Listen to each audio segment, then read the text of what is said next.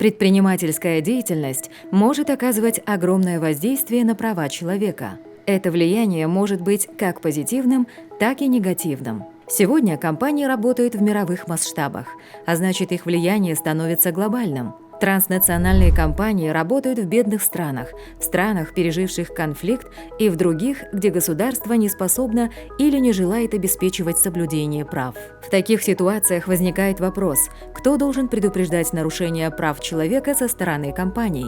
В 2011 году Организация Объединенных Наций для решения данной дилеммы приняла принципы, которые определяют ответственность бизнеса и государства. Какие это принципы? Руководящие принципы состоят из 3 компонентов. Первый. Государство обязано обеспечивать защиту в пределах их юрисдикции от нарушений прав человека со стороны компаний. Это выражается как в принятии законов по предупреждению нарушений бизнесом прав человека, так и в обеспечении их реализации. Некоторые из крупных транснациональных компаний принадлежат государствам и управляются ими. Для таких случаев в руководящих принципах говорится, что государствам следует предпринимать дополнительные шаги по защите от нарушений прав человека со стороны предприятий, которые находятся в собственности государства или контролируются им. Второй компонент. На компании возлагается ответственность за соблюдение прав человека, то есть компании, независимо от их расположения, размера и сферы деятельности, должны предотвращать ущемление прав человека и участвовать в решении проблем, связанных с их состоявшимся неблагоприятным воздействием на права человека. Это означает, что компаниям недостаточно просто выполнять законы и анализировать своих поставщиков. Даже в тех странах, где правительство не выполняет своих обязанностей по защите прав человека, компании должны знать о своем влиянии на права человека и предпринимать конкретные шаги для его улучшения. Компании несут ответственность за соблюдение всех прав человека.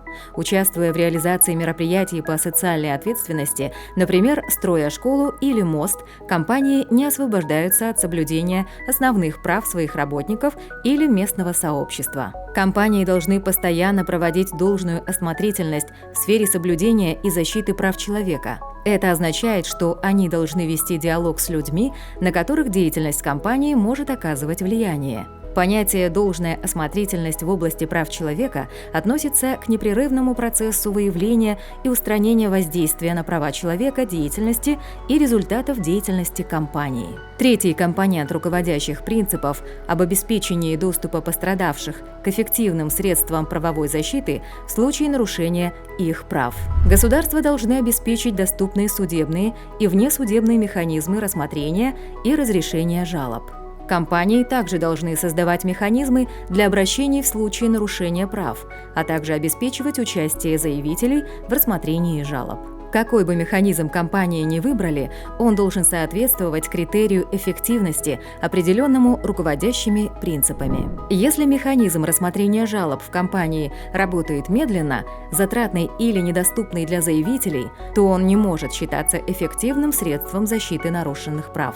Все вышеуказанное подписано в руководящих принципах ООН предпринимательской деятельности в аспекте прав человека. Почему же они так важны? Прежде всего, руководящие принципы были единогласно приняты Советом по правам человека. После этого принципы были одобрены государствами и бизнес-структурами по всему миру. Если раньше шли споры о том, кто должен нести ответственность за нарушение прав человека со стороны бизнеса, то сегодня, благодаря руководящим принципам, мы это знаем. Наступило время активно внедрять руководящие принципы ООН предпринимательской деятельности в аспекте прав человека в деятельность отечественных компаний и государства.